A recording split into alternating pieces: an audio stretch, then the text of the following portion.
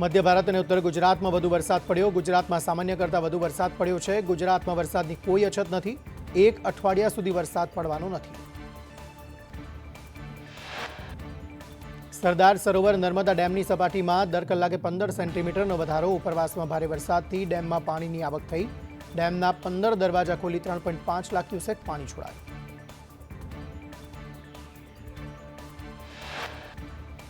વડોદરાના શિનોર નજીક નર્મદા નદી બે કાંઠે વહી. ભંડારેશ્વર મંદિરના પગથિયા નદીના પાણીમાં ગરકાવ. તંત્રએ નદી કાંઠાના 11 ગામોને એલર્ટ કર્યા.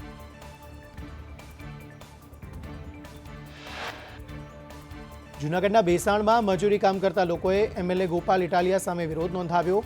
મનરેગામાં ભ્રષ્ટાચારનો ખોટો આરોપ લગાવતા રોષ ભભૂક્યો. મહેસાણાની ધી અર્બન કોઓપરેટિવ બેંક ચૂંટણી મુદ્દે ભાજપ મહામંત્રી રજની પટેલના નામે પોસ્ટર, એક પેનલનું સમર્થન અને એક પેનલનો વિરોધ કરતું પોસ્ટર વાયરલ. રજની પટેલે કહ્યું, જે મેસેજ વાયરલ છે તે મેં નથી કર્યો.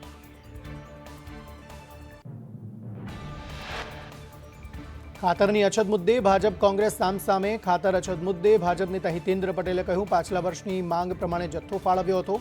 યુદ્ધની સ્થિતિના કારણે ભાવ વધારો થયો છે.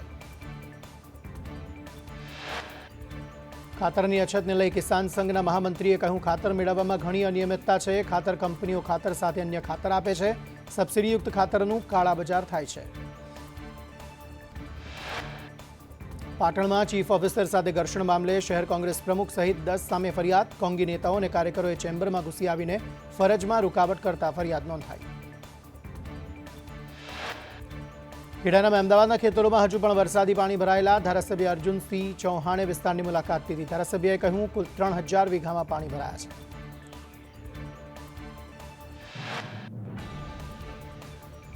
પાદરા ગંભીરા બ્રિજમાં તપાસ માટે એસીબીએ એસઆઈટીની રચના કરી. એસઆઈટીમાં 6 સભ્યોનો સમાવેશ કરાયો. સસ્પેન્ડેડ 4 અધિકારીઓ સામે તપાસ.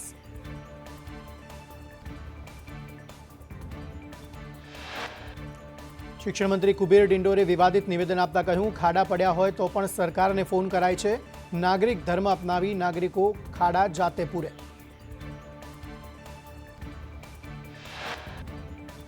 કોઈપણ સમસ્યાનો ઉકેલ લોકો સરકાર પાસે માંગે છે. નાગરિકો પોતાનો નાગરિક ધર્મ ભૂલી રહ્યા છે. ફોન કરવાથી કંઈ નહીં થાય, જાતે કામ કરો.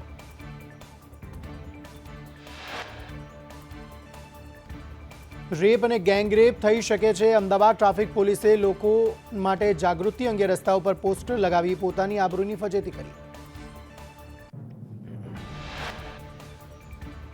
અમદાવાદના થલતેજ, એસજી હાઈવે, વસ્ત્રાપુર અને સોલા સહિત અનેક વિસ્તારમાં વિવાદાસ્પદ બોર્ડ લાગ્યા. પુરુષોને ઉદ્દેશી પોલીસે પોસ્ટર લગાવ્યું કે અંધારામાં સુમસાન જગ્યાએ રંગલીને લઈને જવું નહીં. અમદાવાદના જાહેરમાં વિવાદાસ્પદ બોર્ડ લાગતા અનેક સવાલો ઉઠ્યા. આપના પ્રવક્તા કરણ બારોટે કહ્યું, છેલ્લા 3 વર્ષમાં 6500થી વધુ બળાત્કારના બનાવ. પોસ્ટરને લઈ ભાજપ નેતા શ્રદ્ધા રાજપૂતે કહ્યું, અમદાવાદ મહિલાઓ અને દીકરીઓ માટે સૌથી સુરક્ષિત શહેર. ભારતની કોઈ દીકરીની ટ્રેન જ્યારે ગુજરાત પહોંચે ત્યારે માતા પિતા પણ નિશ્ચિંત થઈ જાય છે કે હવે તો દીકરી ગુજરાત પહોંચી.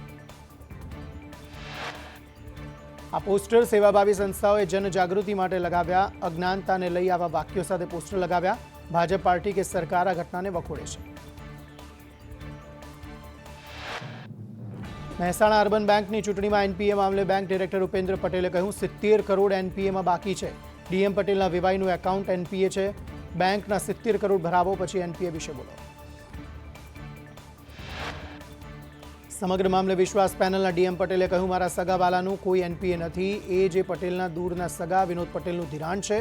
એજે પટેલ મામલે કરાયેલા આક્ષેપ ખોટા. બનાસકાંઠામાં ભારતમાલા પ્રોજેક્ટનો વિરોધ કરાયો. શિહોરીના ડુંગાવાડામાં ખેડૂતોએ આંદોલન કર્યું. પ્રોજેક્ટના અસરગ્રસ્તોને વળતર આપવા માંગ. વડોદરામાં જાહેરમાં કચરો નાખનાર સામે કાર્યવાહી. ડેપ્યુટી મ્યુનિસિપલ કમિશનર વીએમ રાજપૂતે કહ્યું, 2025માં અત્યાર સુધી 28 લાખનો દંડ વસૂલાયો. જાહેરમાં કચરો અને મેડિકલ વેસ્ટ નાખનાર પાસે દંડ વસૂલાયો છે. અરવલ્લીમાં સરકારી મગફળી બિયારણનો જથ્થો ઝડપાયો. મેઘરજના વેપારીના ત્યાંથી 40 કિલો મગફળી બિયારણનો જથ્થો જપ્ત કરાયો. ટીડીઓ ખેતીવાડી અધિકારીને ફરિયાદ મળતા તપાસ કરાઈ હતી. નવસારીમાં વાંસદા નેશનલ પાર્કનો ડ્રોન વિડીયો વાયરલ થયો. નેશનલ પાર્કમાં ડ્રોન પર પ્રતિબંધ છતાં ડ્રોન વિડીયો વાયરલ. પ્રતિબંધિત ડ્રોન દ્વારા નેરોગેજ ટ્રેનનો પણ વિડીયો લેવાયો હતો. અમદાવાદમાં ફરાળી વાનગીના વિક્રેતાને ત્યાં ચેકિંગ હાથ ધરાયું.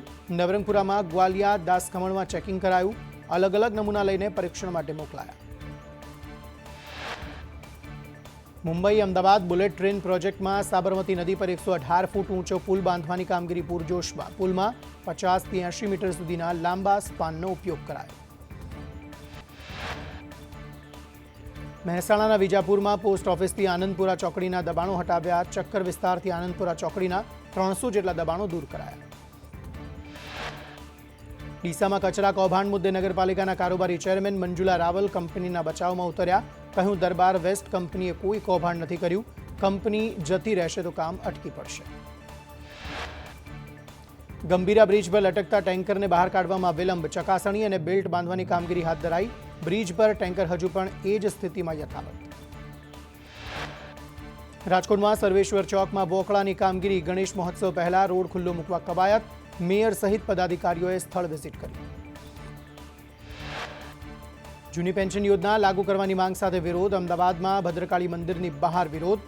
કેન્દ્ર અને રાજ્ય સરકારના કર્મચારીઓ દ્વારા વિરોધ. ફિક્સ પગાર પ્રથા નાબૂદ કરવાની પણ માંગ ઉઠી. પ્રાથમિક શાળાના શિક્ષકોનું મહેકમ તૈયાર કરવા સૂચના. પ્રાથમિક શિક્ષક નિયામકે ડીપીઈઓને પત્ર કર્યો. 31 જુલાઈની સ્થિતિએ મહેકમ તૈયાર કરવા માટે સૂચના અપાઈ. 0 વિદ્યાર્થીવાળી શાળા તાત્કાલિક બંધ કરવા આદેશ. અમદાવાદમાં વરસાદના કારણે ટામેટાના ભાવમાં વધારો થયો. ₹50 કિલો મળતા ટામેટાનો ભાવ રિટેલ બજારમાં 100 થી 120 થયો, તો શાકભાજીના ભાવમાં કિલો દીઠ 10 થી 15 રૂપિયાનો વધારો થયો. નદીઓના શુદ્ધિકરણની વાતો વચ્ચે રાજ્યની 13 નદીઓ પ્રદૂષિત. સાબરમતી, ખારી, વિશ્વામિત્રી, તાપી, મહી, અમલખાડી, મીંઢોળા, ઢાઢર, શેઢી નદી પ્રદૂષિત. જસદણમાં ઘેલા સોમનાથ મંદિરને લઈ ઉપવાસ આંદોલન. સોમનાથ મંદિર ટ્રસ્ટમાં સમાવેશ નહીં કરાતા ભટ્ટ પરિવાર ઉપવાસ આંદોલન પર ઉતર્યો.